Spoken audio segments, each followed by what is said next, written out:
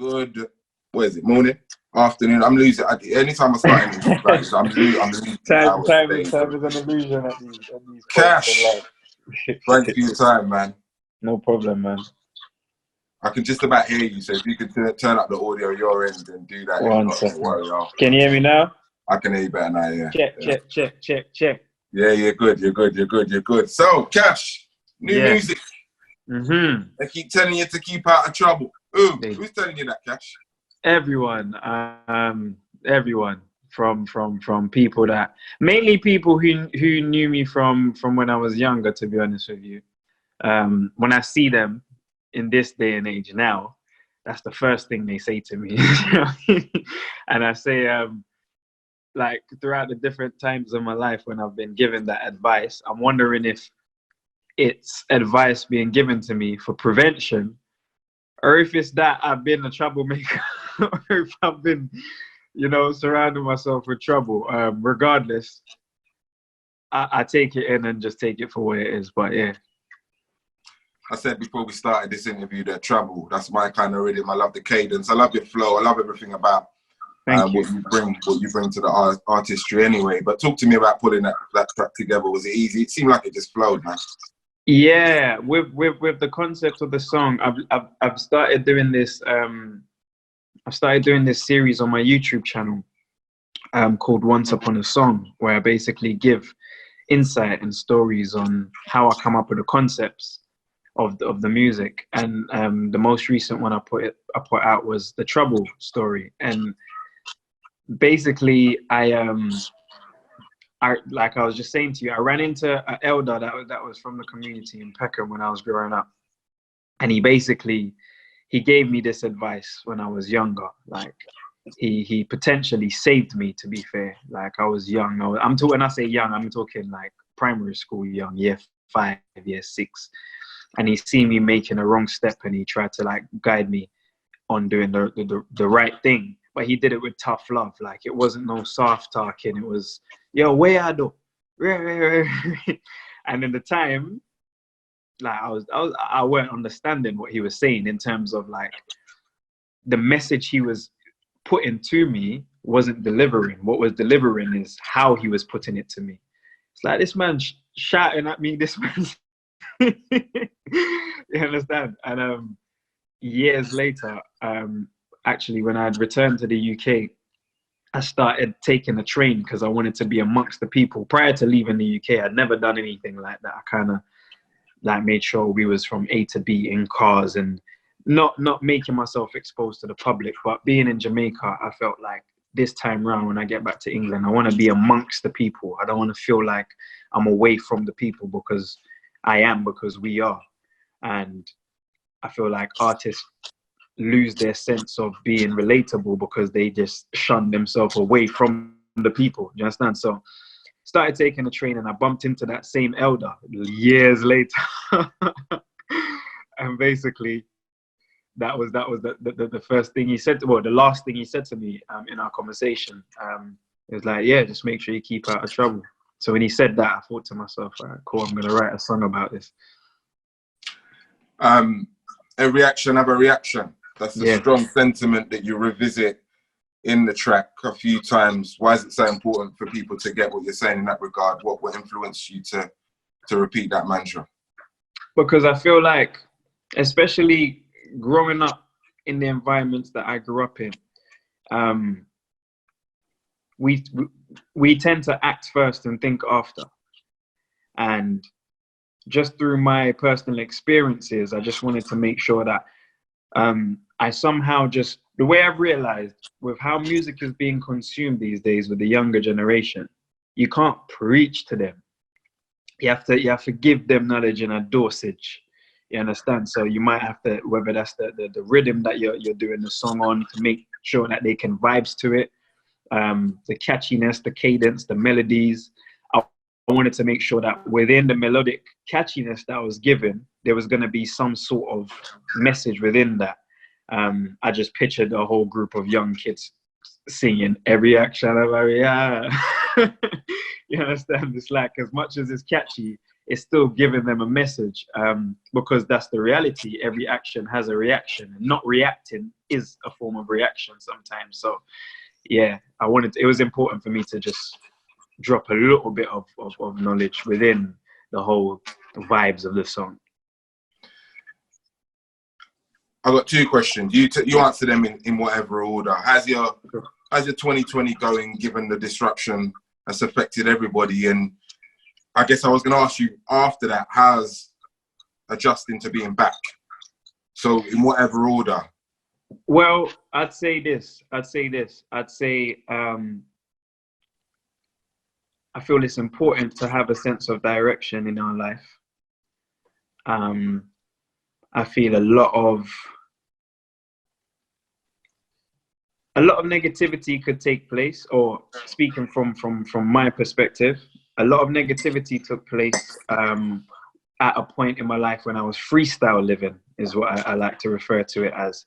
And freestyle living is, you don't necessarily know what you're doing on a day-to-day basis. It's just kind of like, you know what, do you know what I mean? It's like, picture it, it's summer, you're growing up in South London, there's not really any real motive today. The motive today is whatever the motive becomes. So you link this person, you link that person, what's going on, what's the man them on? That's freestyle living. There's no sense of direction. And in the 5 years I spent in Jamaica, like I intricately planned my direction for when I would have been blessed to return to the UK and have the opportunity to let my voice be heard.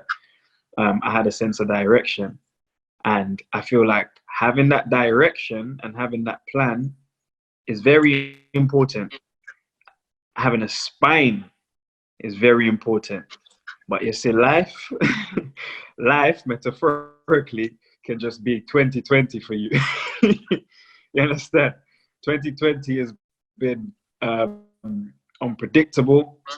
It's been so many things, and I feel grateful for the fact that regardless of what 2020 has thrown at me, because of the spine and the sense of direction that I've had, I can maneuver in and around it. So all that is mainly rearranging what maybe the plans were and when you were supposed to make the plans happen. But the sense of direction doesn't change. You understand? So readjusting to me being back, I returned in 2019. So you know my 2020 plans were through the roof, through the tour starting, through you understand? So I had a lot of plans. For 2020. However, through the virus, the social distancing, all of that stuff, a lot of things have had to be put on pause, and a lot of rearranging has had to take place. What I'm grateful for is that sometimes you just need to be still. And if there's one thing that I can take as a positive out of this, is I've been forced to be still and change the island of the car. You know, you've been driving for miles and miles and miles. You understand? Or you're that young youth that you've always wanted to drive. You just got your license. You just got your little car. You just want to drive everywhere. And with everything, 2020 has just literally been a still moment for us to re-energize ourselves and think about the moves stepping forward. And yeah, so I can't really complain too much in terms of how it's affected me, because I'm trying not to look at any negatives in anything. Of course, in terms of the pandemics that's been happening, and even like the recent stuff in terms of like us as Black people standing in solidarity with each other and fighting against what we've been fighting against, but just kind of non-stop shouting and letting them know that, you understand, every action have a reaction, and we're now reacting together as people. All of that has just been uplifting. It's been a wonderful year in terms of lessons, but it's been a horrible year in terms of events, man. You know what I mean? So it's finding the balance between the two. That brings me to my next question. We saw when you landed back, and it was emotional to watch you and Steel Bangles. You know, yeah. That video was really emotional, quite touching. And and obviously we saw the raw passion you had with your grime, your GRM, performance on Daily Duppy. It's been, if emotion is energy in motion, right? How has it been harnessing that for you since, let's take it from that video, because you've talked about planning to get back to the UK. And for those who are not familiar with Cash's story, we won't be going into that today for obvious reasons. I've seen that you have. We can touch on it. We can let them know. Okay, well, let's go into how that transpired in a minute. But so we're coming at this back to front. But in terms of how you've managed to harness your emotion and be constructive about plotting your way forward and not getting swept up in, all of everything that would have been involved in you getting back. How have you managed to center and balance yourself? Was it just sticking to that focus that you diligently kind of put together in Jamaica, or how have you done it? Talk to me about the period since coming back. It's been a mixture of things. So it's been a mixture of discipline. One thing I learned in Jamaica was discipline, because as much as I wanted to be back in England amongst my family and just kind of being able to reignite my career now and do what I need to do now, life just said, wait. So through that, I've learned discipline, and the discipline was, regardless of what comes when you get back to the UK, which things will come just naturally, you have to be disciplined and make sure that you're sticking to your definite chief aim. Another thing that's helped me is to be elusive. As you've seen, like, I haven't done interviews. This is now my first batch of speaking to the people, because I wanted to be interviewed by the public before being interviewed by any publications.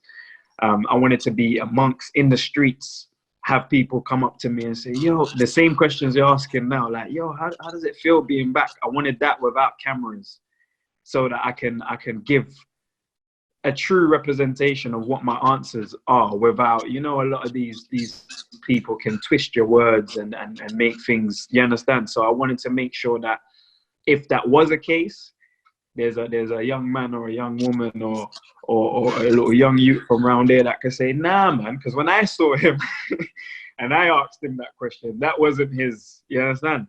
So I think remaining elusive and having discipline is what's made me be able to harness and keep a focused mind frame in terms of what my goals were.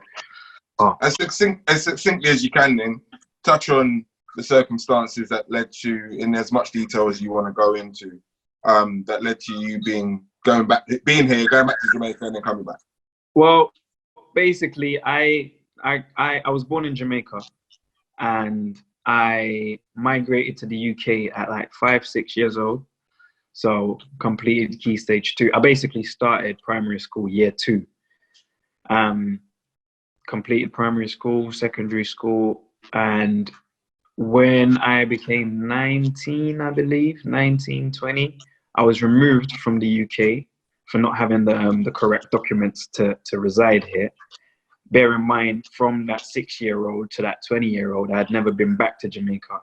And although, of course, I still had a sense of my culture within the UK, I had no knowledge of Jamaica in itself, didn't remember anything to do with there, didn't really have ties there in terms of even family members or anything like that. The UK essentially had become my home.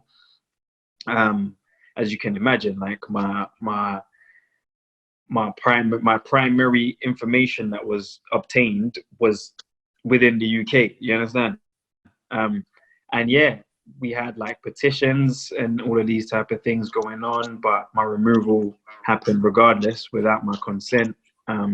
I didn't sign any documents to return to Jamaica. I tried to fight my case. I mentioned everything in terms of the fact that I grew up here. I don't know anyone in Jamaica in that way. I'm doing something positive and trying to influence the younger generation and just my generation in general. I grew up in a broken background, grew up in Peckham. Things could have been very different. My outcome could have been extremely different, but here I am trying to do positivity, etc., etc. All of that stuff fell on deaf ears. And regardless of me giving all of those informations, I was removed from the United Kingdom and sent back to Jamaica with nothing.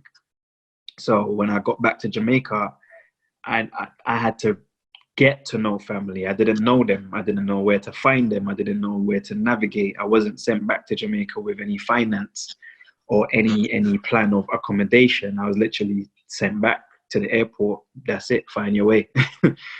And yeah, since I got to Jamaica in 2014, I followed all of the guidelines in order to return to the UK, and following those guidelines and fighting and going back and forth, courts, rejections, appeals, all of these type of things. 5 years later, I was able to return to the UK, and I returned in 2019. Those 5 years, talk about the growth that Cashh experienced and how you changed as a young man into, you know, because that's that transitional point, isn't it? 1920, where everybody's finding themselves, man, woman. Yeah. So how did you grow up over there, and what experiences did you garner along the way that have shaped who you are now? I had a lot of experiences. I had a lot of realizations, and they came in the form of reality, man. You know, the ones like, there's people that I had around me prior to me being removed from the country, people I had around me on a day-to-day basis, and everyone disappeared. Metaphorically, I speak on it as I was in a garden and there was weeds and stinging nettles and one bunch of things, and out of loyalty, I never wanted to cut up. I didn't want to cure the garden or treat the garden, because them tree and them planted there from the young. And in me being removed, those plants just took themselves away. You know, the ones I never had to do it. It took themselves away, and I can laugh about it now and feel a sense of joy about it now. But in that moment, like I experienced a lot. I felt betrayed. I felt like a lot of what I had worked for had been snatched from me. So a big thing within that journey in 5 years was acceptance. Acceptance was a huge thing for me to do. Because when I got there in 2014, in my mind, yeah, man, I'm going back to England in like 6 weeks. And then 6 weeks comes, it's like, yeah, man, in the next couple months. And in the next couple months, and what I realized is, for at least 2 years out of those 5 years, I was in a mental prison. Though I was physically in Jamaica, I wasn't there. And when I came to that realization, and I said, you know what, nah, like, I need to replenish my soul. I need to let go of what's in my mind, and I need to understand that everything happens for a purpose, everything happens for a lesson. And I'm clearly here right now for a reason, for a purpose, for a lesson. Let me go to class. And you see, the moment I did that, I started seeing Jamaica for the beauty that it is. And that's where my experiences started now. So that's when I started trying to reach out and see who family members are, and obtaining information about even like my father. I grew up not even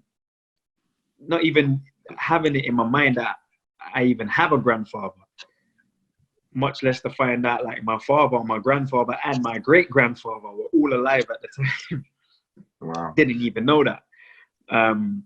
So yeah, just loads of experiences, even in terms of the experience of being sent out of the UK for being Jamaican, but then being in Jamaica and being viewed as a British, and having that conflict, because, you know, you have the sense of like the yard man, them like, yeah, foreigner man, you don't know about these times in England, you're getting the same thing, but the opposite. It's like, you understand? So it was all of that. It was a lot of conflicts. Like, I had some really dark moments in Jamaica, even like defending myself by any means necessary, just standing on my own 2 feet as a man, because I never had an army around me, and just making sure that regardless of where I stepped and regardless of how I moved around the island, it needed to be apparent that I'm not somebody here to cause trouble, but I certainly will respond to trouble and try to navigate myself around it as much and as positive as possible. So yeah, I went through a lot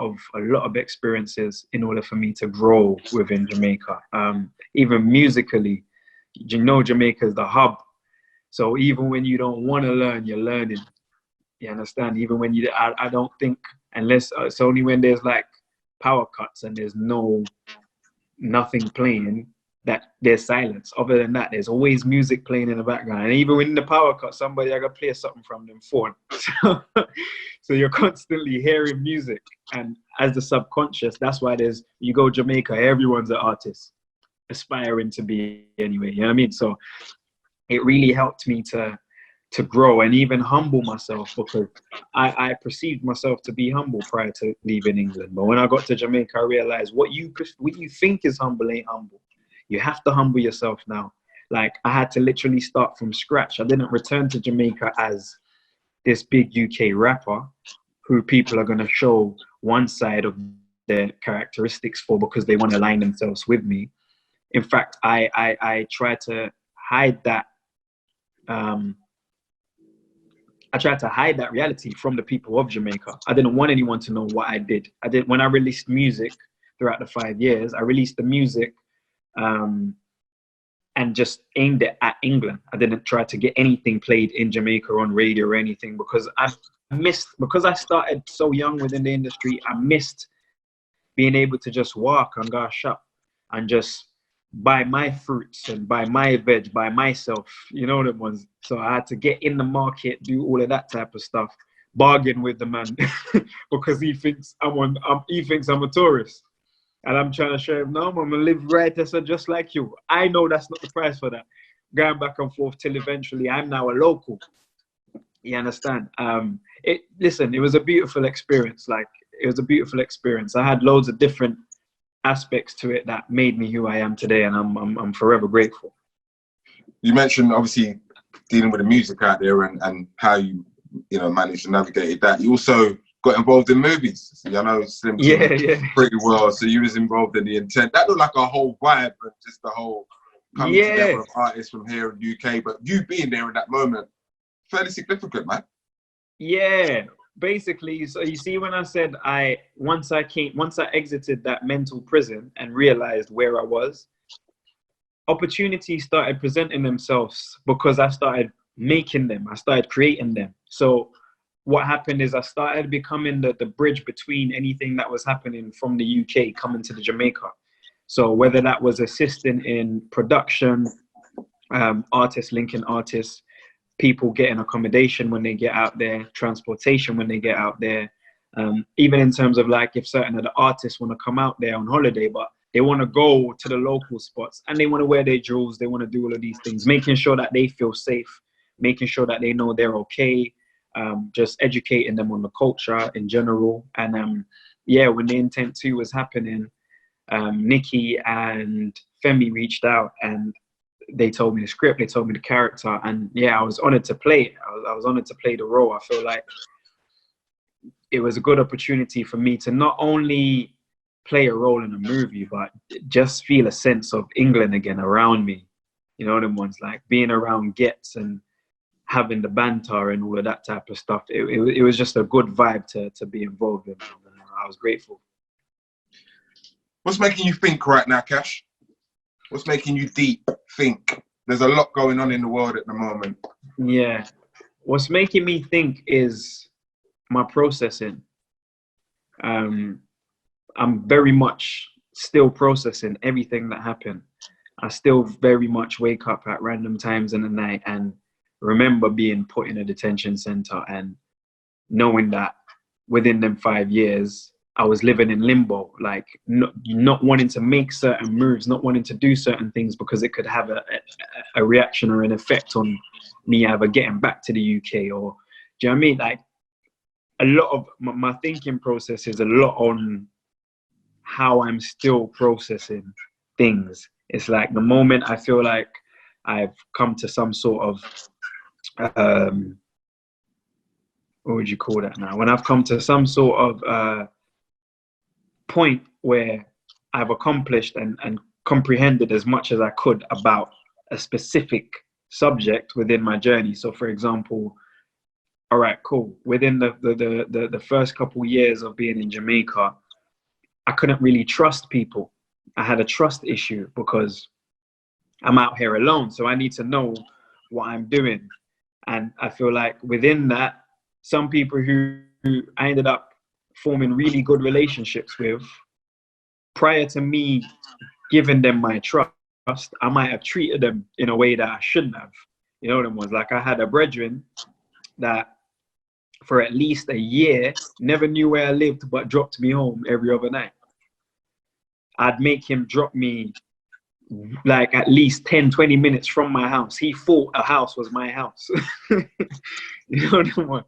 He thought a house was my house. And that was through me not being able to trust him. As much as he was my brethren, I didn't know you yet fully to be able to say, yeah, man, this is my yard. And I'd walk from that 20 minutes away all the way back to my house. So coming to terms with the fact that, okay, cool, you're not a terrible person for maybe putting him through that. That was a process that you had to go through. You had to learn to trust people again and all them things. So coming to acceptance with that, and then there's now a new thing to process.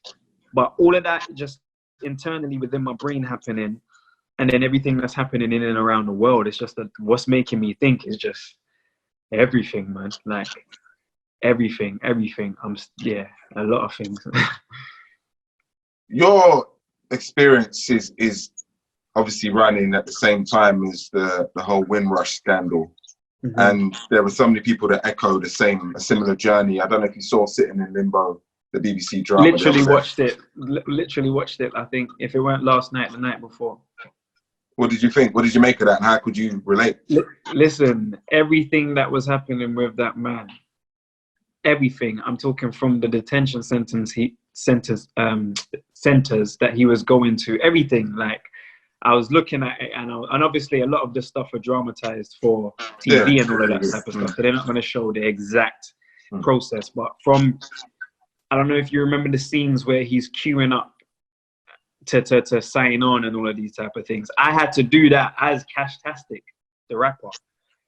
Prior to my removal, when I was asked to sign on these things, like I literally had to be in that queue all the way around, like near Tower Bridge, with my hoodie over my head, like trying to hide because I don't want anyone to know that I'm in this scenario.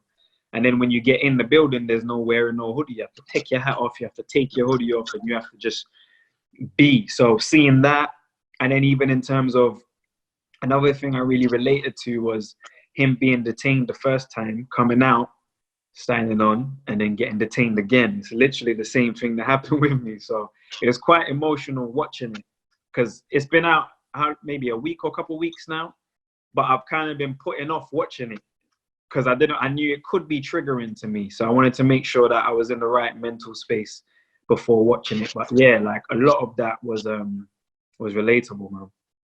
Talk about the mental health, mental wealth, I like to call it. There must have been times where you're probably looking in the mirror and, you know, wondering if you're all right. How did you deal with those dark moments, and not only just the dark moments, you know, when the times you were good as well? How was you functioning when everything was flowing correctly and everything was right, and just the distinct difference between the two? Do you know, I feel like I got through those 5 years by suppressing a lot. A lot of it I didn't deal with, and that's the process I'm dealing with now. Like during that time, I feel like I couldn't risk facing it onwards because I didn't know what the reaction was going to be within myself. So I did a lot of suppressing. I did a lot of tunnel vision. I did a lot of like, yo, these are the steps I need to take. This is how I need to get through this week. This is how I need to get through this month. This is how I need to get through this year. That's my focus. And that's really how I dealt with a lot of it. But I always knew with a lot of the suppression, at some point, I'm going to have to face it.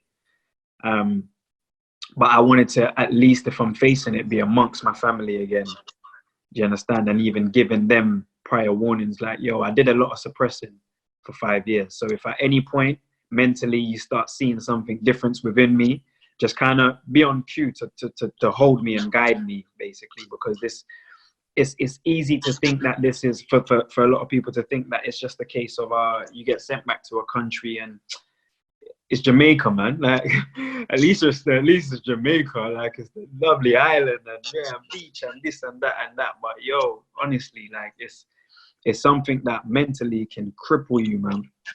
And yeah, my process of dealing with it, I had a good support system while I was out there with my family that was within the UK.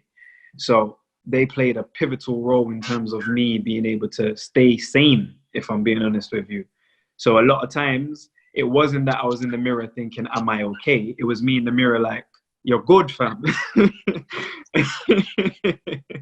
Yeah. No, that's good. That's good to hear, man. Because I can't imagine. Actually, I was gonna say I can only imagine, but I can't imagine. That's why the docudrama Sitting in Limbo for all those. Yeah, it was a good insight for people. Go and watch that. Yeah, and I'm glad you've endorsed it as well in terms of the experience. Yeah, for sure. What's making you love right now, Cashh? I've asked you what's making you think right now. What's making you love right now?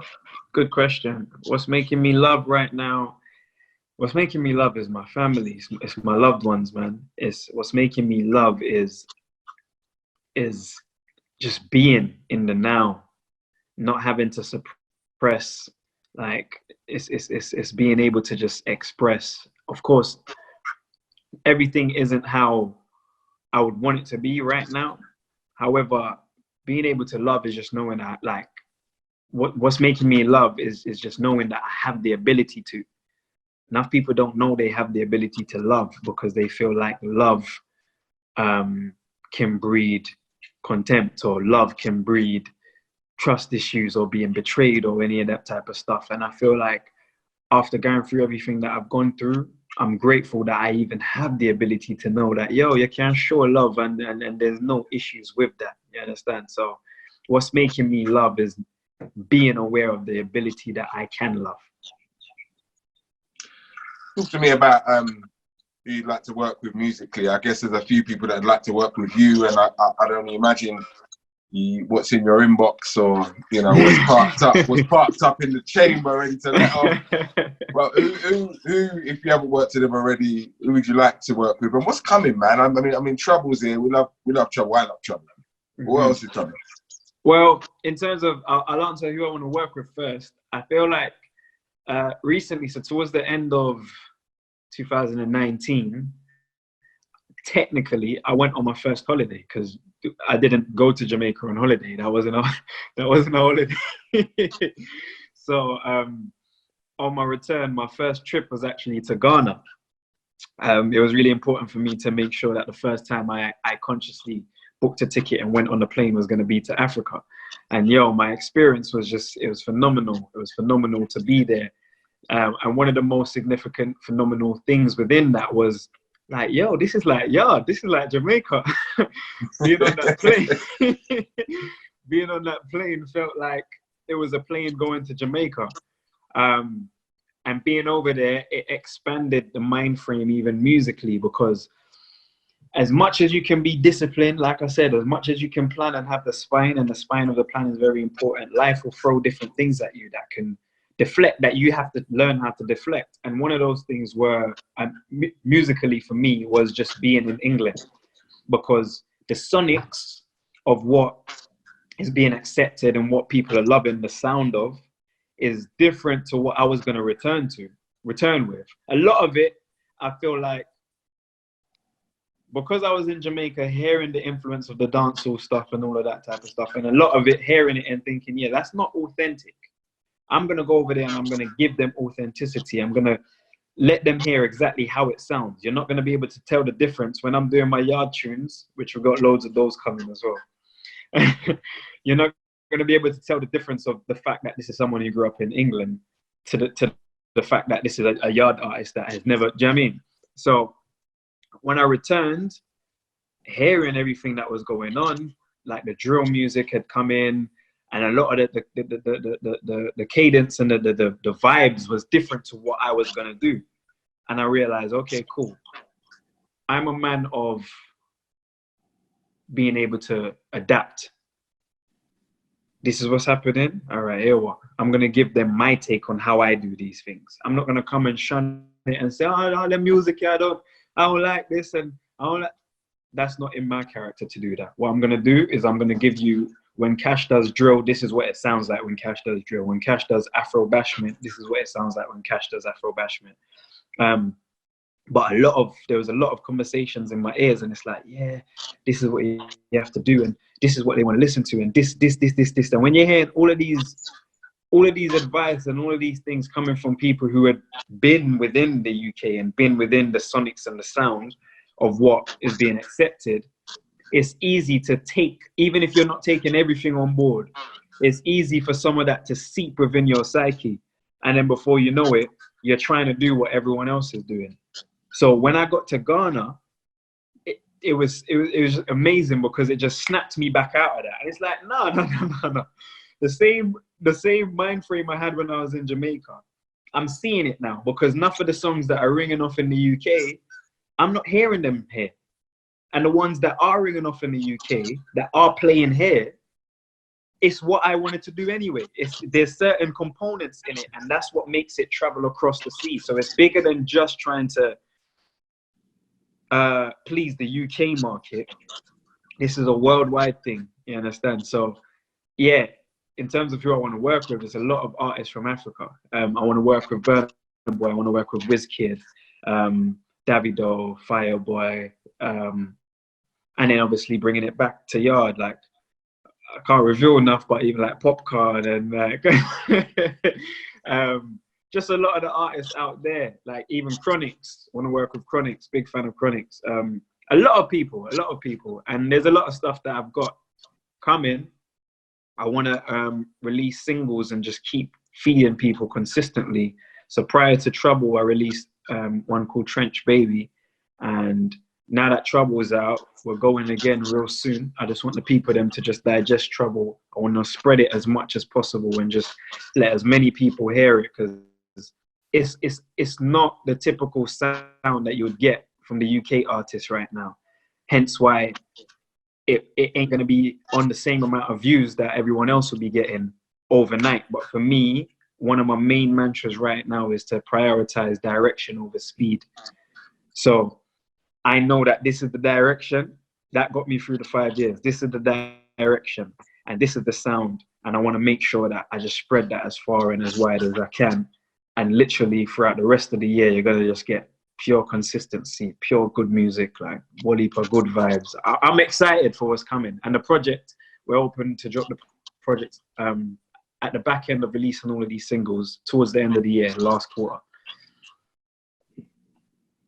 Where can people find out more about you, Cashh? I could talk to you for another hour, but I'm conscious that, you know what I mean, you've probably got this reasoning to do over and over again. So where can people find out more about you, follow you, purchase your music, all of that?